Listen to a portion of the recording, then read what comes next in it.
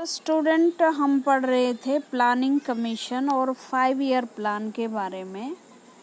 और इसमें हम अब इसकी मेजर कमियां देख रहे थे कि उसके बारे में क्या क्या क्राइसिस थे, या बहुत सारे लोग ऐसे थे जो चाहते थे कि जो विकास का मॉडल है वो और तरह से होना चाहिए। मतलब कोई इंडस्ट्रीज़ के फेवर में था, कोई एग्रीकल्चर के फेवर में था। ठीक है। Created enough hurdles for private capital, especially by way of installing system of license and permit for investment। देखो, भारत में मैंने बताया था कि आपको मिक्स्ड इकोनॉमी अपनाई गई थी, जिसमें ज़्यादा से ज़्यादा जो है 1955 के बाद भारत में सोशलिज्म पैटर्न की तरफ ज़्यादा ध्यान दिया गया। और सोशलिज्म पैटर्न में मैं हर वीडियो में बताती हूँ कि जो औद्योगिक कारखाने होते हैं उनमें पब्लिक सेक्टर ज़्यादा होता है, सरकारी नियंत्रण ज़्यादा होता है। और जैसे ही कोई प्राइवेट उद्योग लगाता उसके लिए लाइसेंस परमिट वगैरह का सिस्टम कर दिया। लाइसेंस परमिट का सिस्टम इतना हार्ड था कि आपको कंपनी बहुत मुश्किल से, फैक्ट्री अगर आप लगाना चाहते तो बड़ी मुश्किल से लगती थी। और लाइसेंस और परमिट देने भी तो जो सरकारी कर्मचारी थे उनके हाथ में था ना। तो 6-6, 7-7 साल लग जाती, लोगों को लाइसेंस ही नहीं मिलता तो बहुत भारी डिमांड की जाती पैसे की। करप्शन बहुत ज़्यादा बढ़ गया था इस फाइल पास करवाने में, हर अधिकारी को पैसे देने होते। तो ये चीज़ें वहीं से शुरुआत हुई थी हमारे यहाँ, जो करप्शन का सिस्टम था। परमिट, लाइसेंस, अब तो जैसे 2 उद्योग ऐसे हैं जिनमें सिर्फ लाइसेंस की ज़रूरत बनती है, जैसे केमिकल फैक्ट्रीज होती हैं और एक दवाई वगैरह बनानी होती है। उनमें किसी भी चीज़ में लाइसेंस वगैरह की ज़रूरत इतनी नहीं होती। मतलब सिस्टम बहुत अच्छे कर दिए। अगर आप ईज़ ऑफ डूइंग बिजनेस में तो भारत में ये कर दिया कि 24 घंटे में आपकी सारी फाइलें ऑनलाइन तैयार हो सकती हैं। आप कोई भी कारखाना, फैक्ट्री, उद्योग लगा सकते हो और सरकार ज़्यादा से ज़्यादा पैसे भी दे रही है। बट उस समय ऐसा नहीं था। 6-6, 7-7 साल आपके परमिट, लाइसेंस मिलने में निकल जाते तो आपका जिल भी ख़त्म हो जाता है उद्योग लगाने का। तो ये थी। More over, the state policy to restrict import of good and could be produced in the domestic market with little not competition left the private sector with no incentive to improve their product and make them cheaper। अगर आपके बाजार में वस्तुएं private नहीं होंगी, मतलब private उद्योग नहीं होंगे, तो माल भी प्राइवेट कहाँ से होगा? तो कंपटीशन नहीं होगा मार्केट में। कंपटीशन नहीं होगा तो ग्राहक के पास प्रोडक्शन की चॉइस नहीं होगी, और चॉइस नहीं होगी तो जो रेट है वो कम होंगे नहीं है वस्तुओं के। तो ये एक बड़ा कारण था। जब जैसे कुछ साल पहले तक आप देखोगे भारत में सिर्फ एक ही घड़ी होती थी, HMT की घड़ी। आज और लोगों की मजबूरी होती थी कि HMT घड़ी ही आपको लेनी है, लेकिन आज आपके पास हज़ारों मॉडल हैं घड़ियों के, और आप कोई भी मॉडल चूज करके कोई भी घड़ी खरीद सकते हो। HMT को तो कोई पूछ ही नहीं रहा। आजकल बहुत सारे उद्योग कारखाने बंद हो चुके हैं। तो इस तरह से ज़रूरी था भारत में कि कंपटीशन लाएं और वस्तुओं के दाम। देखो, कंपटीशन से क्या होता है? कंपटीशन में कंपनियां फाइट करती हैं बाज़ार में, ज़्यादा अच्छा और सस्ता माल ग्राहक को मिल जाता है। Then there were critics who thought that the state did not do enough। कुछ आलोचक ये कहते हैं, जैसे खासकर वो आलोचक जो प्राइवेटाइजेशन के हक में होते हैं, कहते हैं कि राज्य को ज़्यादा से कम से काम नहीं करना चाहिए, उसे कम से कम काम करना चाहिए। जैसे प्राइवेटाइजेशन या लिबरलाइजेशन में सरकारें करती हैं ना, तो वो बहुत कम काम करती हैं, जैसे आपने 11वीं में पढ़ा। तो इसी तरह हमारे देश में भी बहुत सारे लोग ये कहते थे कि सरकारों को कम से कम काम करना चाहिए, ताकि जो है व्यक्ति ज़्यादा से ज़्यादा खुला, स्वतंत्र महसूस करे। They pointed out that the state did not spend any significant amount for public education and health care। अब एक ये बात भी है कि ज़्यादा सरकार को ज़्यादा पैसा खर्च नहीं करना चाहिए जो पब्लिक एजुकेशन और हेल्थ केयर पर। क्यों? क्योंकि जो पैसा खर्च होता है वो उन लोगों का होता है जो बेचारे मेहनत करते हैं, और गरीबों पर ये खर्च होता है जो टैक्स वगैरह देते नहीं हैं। तो जो यूएसए वगैरह जैसे देश हैं वो ये कहते हैं कि कोई हक नहीं बनता किसी पे भी कि किसी की गाड़े की कमाई पर दूसरे ऐश करें, दूसरों के लिए फैसिलिटी तैयार करें। बट कल्याणकारी राज्य होता है डेमोक्रेसी में तो ये काम करने पड़ते हैं सरकार को। The state intervened only in those area where the private sector was not prepare to go. सरकार को वही काम करने चाहिए जहाँ प्राइवेट सेक्टर काम नहीं करते। Thus the state help the private sector to make profit. इसलिए प्राइवेट सेक्टर को भी भारत में लाना चाहिए ताकि वो भी लाभ कमा सके, क्योंकि लोग अमीर अपने आप ही हो जाएंगे ना जब उनको बेहतर चांस मिलेंगे ट्रेड के, बिजनेस के।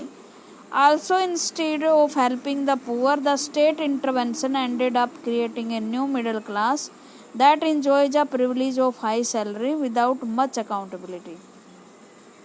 इसके साथ साथ सरकार को गरीबों की बजाय जो the state intervention ended up creating, इसके साथ साथ मिडिल क्लास जो बिना कुछ काम करे हाई सैलरी पा रही है उसको, और उसकी ज़्यादा जवाबदेही होनी चाहिए। जैसे अधिकारी हैं, टीचर हैं, बैंक कर्मचारी हैं, पैसा ले रहे हैं बट अकाउंटेबिलिटी भी उनकी ज़्यादा होनी चाहिए, काम उन पर ज़्यादा सौंपना चाहिए। Poverty did not decline substantially during this period। Poverty ज़्यादा ख़त्म नहीं हो पाई क्योंकि एक तो उस टाइम पॉपुलेशन बहुत ज़्यादा बढ़ गई थी और जितने भी हम रिसोर्सेज क्रिएट कर पाते उससे ज़्यादा ही पॉपुलेशन बढ़ जाती। Even when the proportion of the poor reduce the number of kept going. हम पुअर की संख्या कम करने की कोशिश करते लेकिन नंबर बढ़ ही रहे थे और उसका एक मेजर कारण पॉपुलेशन था। अब इन 5 ईयर प्लान के परिणाम क्या निकले, मतलब क्या इन पे जो ऑब्जेक्टिव हम लेके चले थे, जिसकी बात मैंने जब चैप्टर में पढ़ा रही थी शुरुआत में ही की थी कि क्या ये ऑब्जेक्टिव पूरे हुए। Of the 3 objective that were identified independent India, 3 हमारे ऑब्जेक्टिव थे। फर्स्ट था डिस्कस द फर्स्ट 3 चैप्टर। सबसे पहले था कि हमें डेमोक्रेसी लेके आनी है, दूसरा था कि हर व्यक्ति का वेलबींग लेके आना है, तीसरा था कि हमें देश को इंटैगर रखना था, एकता और अखंडता बना के रखनी थी। तो क्या सबका वेलबींग हो पाया? 3 cheaper air the third objective proved most difficult to realise. और 3 था कि 3 चैप्टर में ये जो तीसरा ऑब्जेक्ट था लैंड रिफॉर्म्स का या रिसोर्सेज का डिस्ट्रीब्यूशन का, वो हो पाया कि नहीं हो पाया। Land reform did not take place effectively in the most part of the country. अभी भी लैंड रिफॉर्म्स हो नहीं पाए थे जो एक बड़ी ज़रूरत है, क्योंकि लैंड रिफॉर्म जब तक नहीं होते ना तब तक आपके कृषि का विकास तो होता ही नहीं। साथ साथ में कि जो ज़मीन जानी चाहिए जिन लोगों के पास, जो खेती करते हैं, जो एक्चुअल मालिक होने चाहिए, उनके पास ज़मीन नहीं होती। दूसरी बात, आपको डेवलपमेंट काम करने के लिए भी तो ज़मीन चाहिए। अगर वो किसी के कब्जे में है तो आप कैसे रेलवे लाइन बिछाओगे, कैसे आप उद्योग खोलोगे, कैसे कंपनी लगाओगे। Political power remain in the hand of the low land ovarian classes. क्योंकि क्यों नहीं भूमि सुधार हो पाई? क्योंकि जो हमारे MLA MP बने थे ना उस टाइम, वो भी तो बहुत बड़े बड़े लैंडलॉर्ड थे, वो क्यों होने देना चाह रहे थे। Big industrialist continue to benefit and thrives while poverty did not reduce much. The early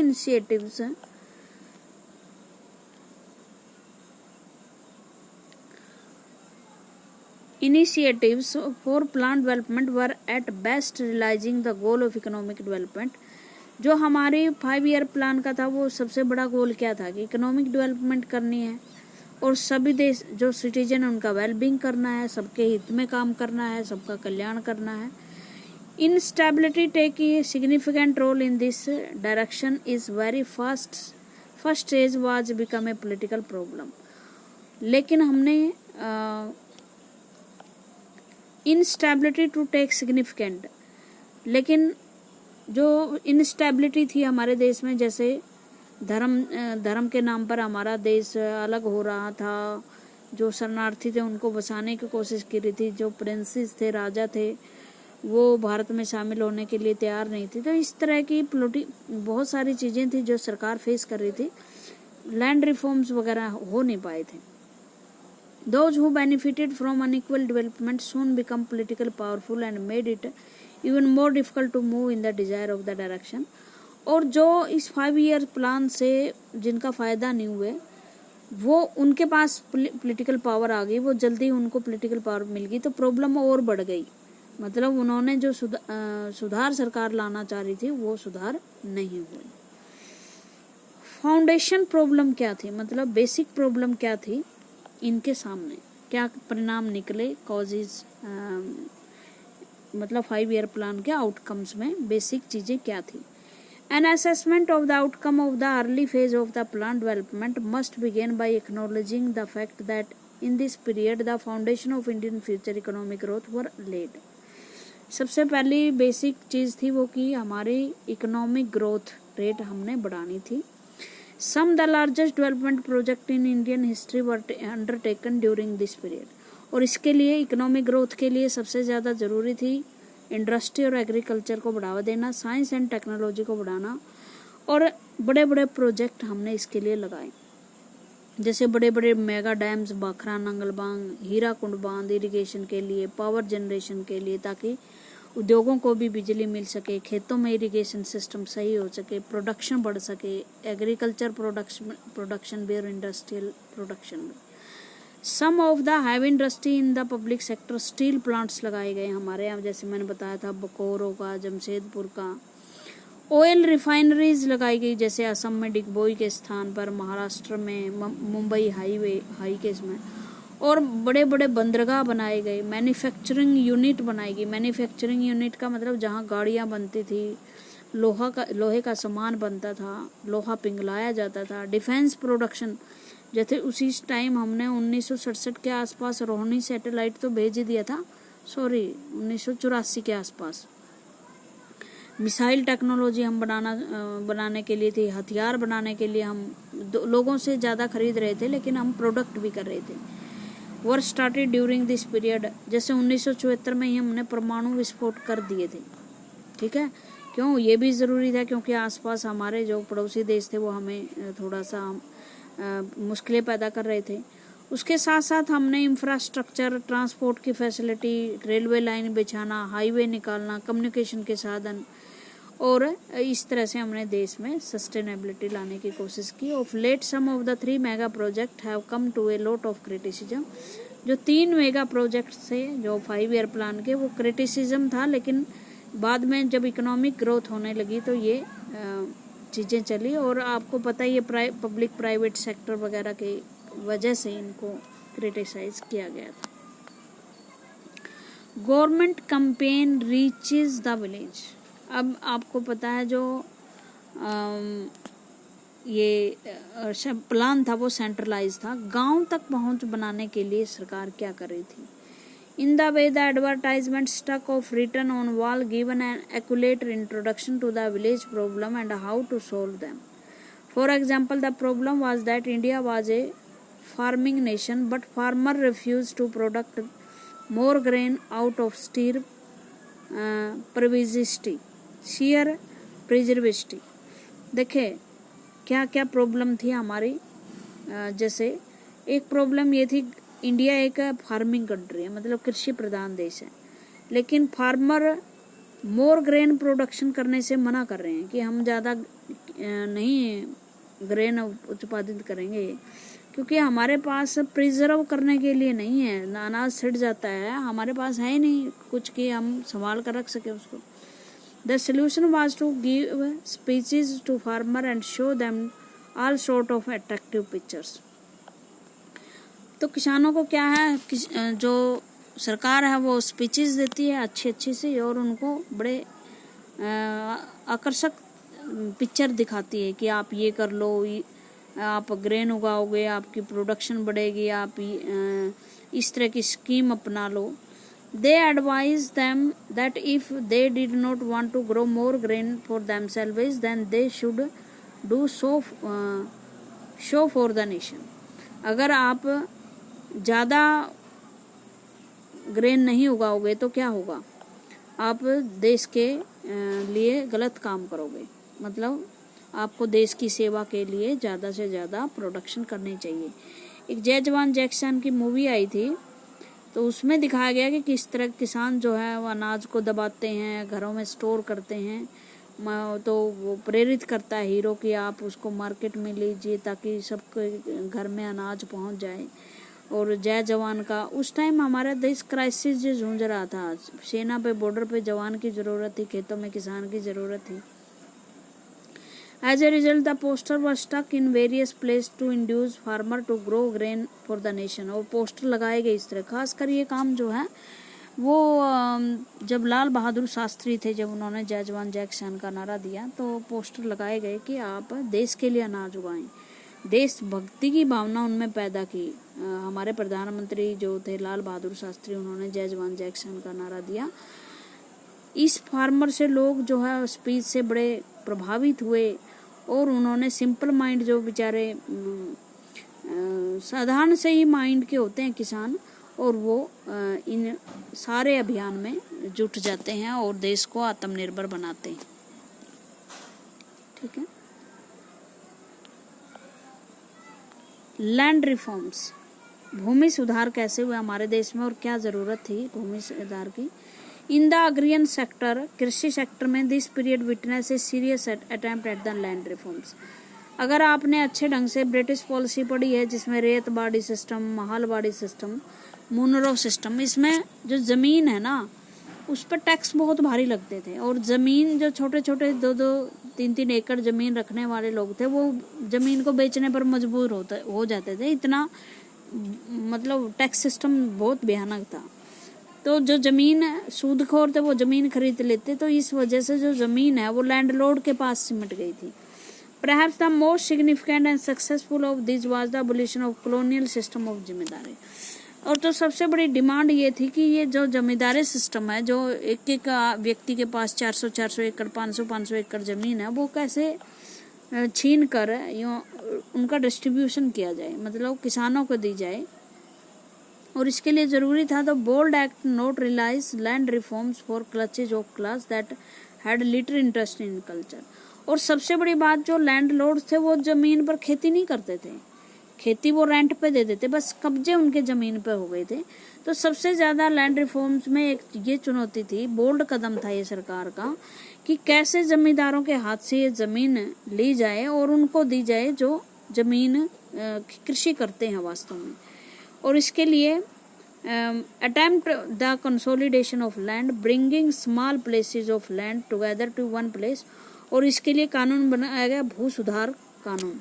और दूसरी एक समस्या थी, जैसे मैंने बताया कि छोटे छोटे खेत थे लोगों के, एक एक भूमि के टुकड़े एक दूसरे पर थे। बड़े बड़े खेतों में परिवर्तन करने के लिए हमने एक और पॉलिसी अपनाई थी जिसे कहते हैं चकबंदी। और ये दोनों ही सक्सेसफुली रूप से सरकार ने लागू किए। But other two component of land reforms were much less successful, though the law were made to put the upper limits of ceiling to how much agriculture। जो चकबंदी का सिस्टम था वो तो पास हो गया था, वो तो कर दिया था, लेकिन जो भू सुधार में भूमि लेनी थी ना, उसके लिए एक अपर लिमिट्स लगा दी सीलिंग की, कि भाई कितने एकड़ जमीन एक व्यक्ति रख सकता है। ठीक है, मान लो एक लगा दी कि 40 एकड़ से फालतू एक जमींदार जमीन नहीं रख सकता। 40 एकड़ आज तो बहुत है, उस टाइम इतनी नहीं होती थी।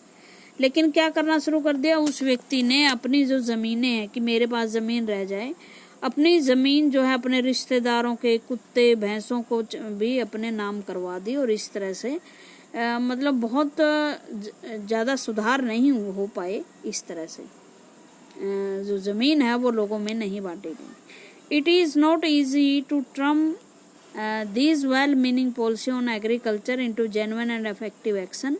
This could happen only if the rural landless poor were mobilized, but the landowners were also very powerful.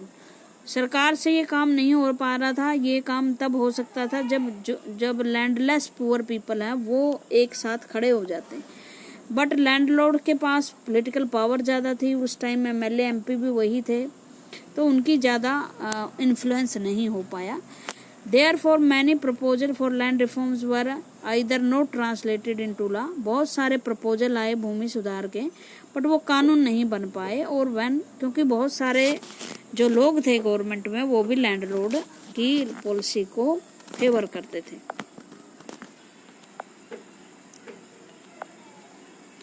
Law were remained only on the paper, कागजों में ही ये कानून रह गए। This show that economic policy is part of the actual political situation in the society.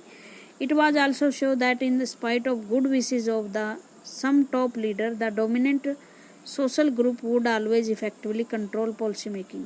ये क्या कहता है, बहुत अच्छी बात कहता है कि पॉलिटिकल सिचुएशन आपकी कई बार इकोनॉमिक पॉलिसीज को लागू नहीं होने देती।